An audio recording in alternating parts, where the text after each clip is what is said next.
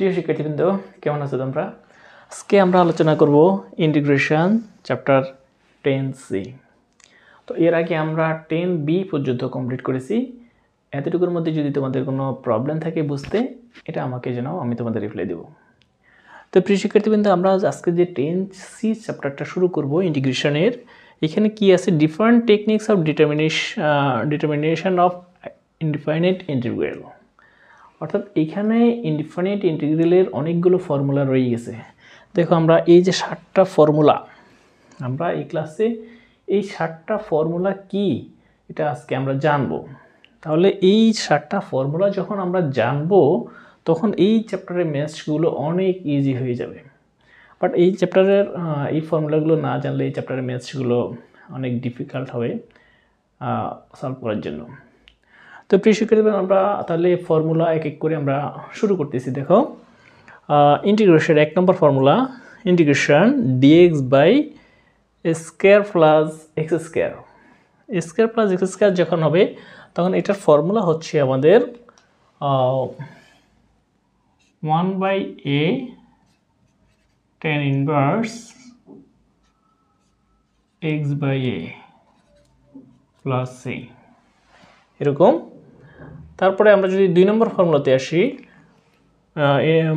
Integration dx by square minus x square. Square minus x square যখন হবে, তখন আমাদের ফর্মুলা কি হবে? তখন ফর্মুলা হবে যে 1/2 ln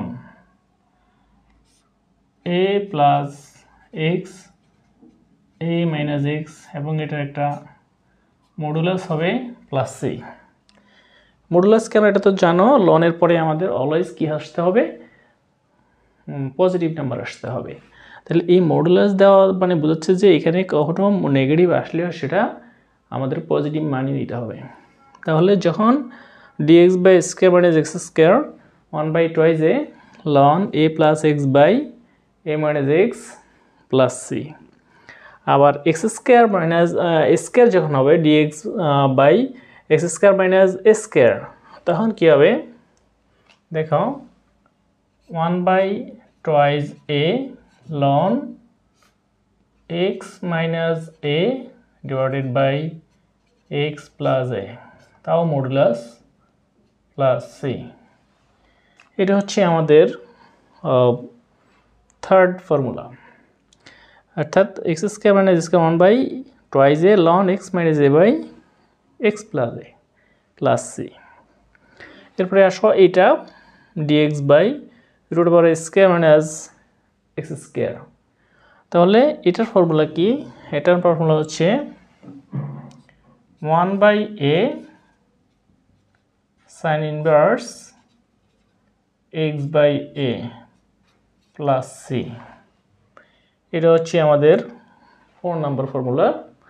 এখন root over x square minus square, a যখন আমাদের আগে থাকে, তখন সেটা হচ্ছে আমাদের sine inverse x by a। But যখন উল্টোটা এক্স স্কয়ার আগে এ স্কয়ার পরে, তখন আমার ফর্মুলা কিন্তু ডিফারেন্ট হচ্ছে। ফর্মুলা কি? Ln modulus x plus root over x square minus a square modulus complete plus C. এটা হচ্ছে আমাদের ln x plus root over x square minus a square plus c. আর যখন প্লাস হবে, কিছুই না, একেবারে সেম। দেখো, শুধু এখানে ডিফারেন্টটা কোথায় হচ্ছে? Ln x plus root over x square plus a square plus c. তাহলে এখানে হচ্ছে কি? এখানে মাইনাস, এখানে মাইনাস, আবার এখানে যখন প্লাস হবে, এখানে প্লাস, এতটুকুই ডিফারেন্স। এই দুইটা ফর্মুলা প্রায় সেম, একেবারে সেম বলা যায়। মানে জাস্ট এখানে প্লাস এবং মাইনাসের কারণে প্লাস মাইনাস হয়েছে। দেন লাস্ট ফর্মুলা, এটা একটু বড়, root over square minus x square dx. এটা আমরা একটু যদি লিখতে যাই, এটা কি হবে? x root over a square minus x square divided by 2 plus a square by 2 sin inverse x by a